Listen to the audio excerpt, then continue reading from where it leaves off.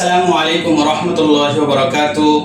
বর্তমানে পরাশক্তি আমেরিকা যে ইরানের বিরুদ্ধে যুদ্ধ করতেছে, তাদের কত ক্ষয়ক্ষতি হচ্ছে না?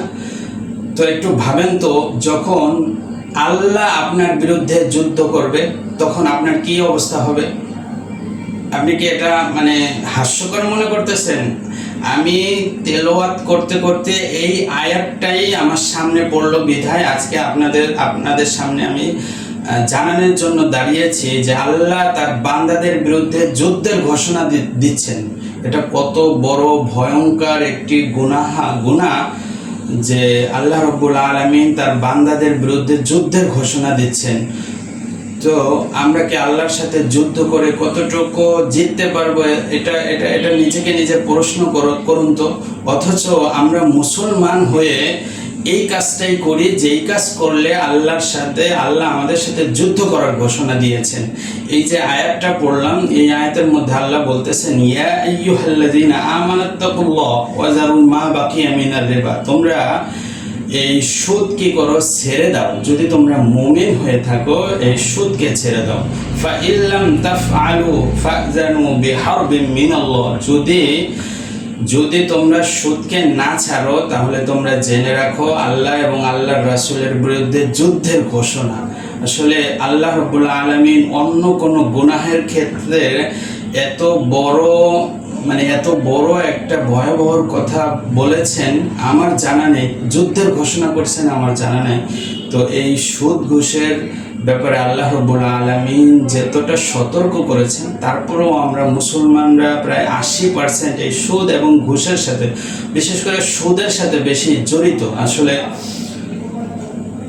মানুষ কিছু জেনে জড়িত হয়ে যায়, কিছু না জেনে না বুঝে জড়িত হয়ে যায়, কিছু বিপদে পড়ে জড়িত হয়ে যায়। তো আল্লাহ রাব্বুল আলামিন আমাদের যাদের সুদ থেকে বিরত থাকার তৌফিক দান করেছেন, আমরা আলহামদুলিল্লাহ বলি।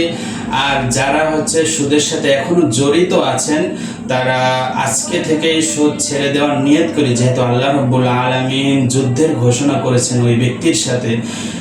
এটার ভয়াবহ এত বেশি, আল্লাহ রাসূলকে একবার মেরাজের রাত্রে জান্নাত এবং জাহান্নাম ভিজিট করাতে নিয়ে গিয়েছিল। তখন একদল লোকের সামনে দিয়ে আল্লাহ রাসূল অতিক্রম করতেছিলেন। তখন তাদের পেট ছিল এই মহা বড় বড় ঘরের চেয়ে বড় বড় একটা পেট ছিল। তো এই পেটের মধ্যে আবার অসংখ্য সাপ দংশন করতেছিল। তো আল্লাহ রাসূল জিবরিল আমিনকে জিজ্ঞাসা করলো, ভাই এদের এই পরিমাণে এত শাস্তি হচ্ছে কি কারণে? তো বললো যে এরা দুনিয়ার মধ্যে সুদখোর ছিল। আসলে দুনিয়ার মধ্যে যারা সুদ খায়, আপনারা দেখবেন যে তাদের টাকা বাড়তেছে, আসলে এই টাকা বাড়ে না। এটা আসলে টাকা বাড়ায় মূলত সব কিছু না। আপনার যারা সুদ খাবে তাদের কয়েকটা আযাবের মধ্যে অন্যতম আযাব হচ্ছে তাদের পৃথিবী থেকে সুখ শান্তি কেড়ে নেওয়া হবে, তাদের জীবনে আর সুখ শান্তি আসবে না। টাকা বাড়তে পারে, সাময়িক দেখা যাইতে পারে, বাদ বাকি তাদের এই সুখ শান্তি কেড়ে নেওয়া হবে। তাদের এই ভয়ঙ্কর দুনিয়া ও আখিরাতের মধ্যে ভয়ঙ্কর আযাবের কথা বলা হয়েছে। একবার মালিক বিন দিনারের জামানায়, উনি অনেক বড় আল্লাহর ওলি এবং বিখ্যাত বুজুর্গ ছিলেন। তো ওনার জামানায় এক ব্যক্তি এরকম অনেক নাম করা সুদখোর ছিল। তো উনি যখন মারা যায়, ওনাকে কবরস্থ করার জন্য কবরে নিয়ে যাওয়া হয়। কবর ওনাকে উল্টে ফেলে দেয়, কবরে ওই লাশটা রাখতে দেয় না মাটি।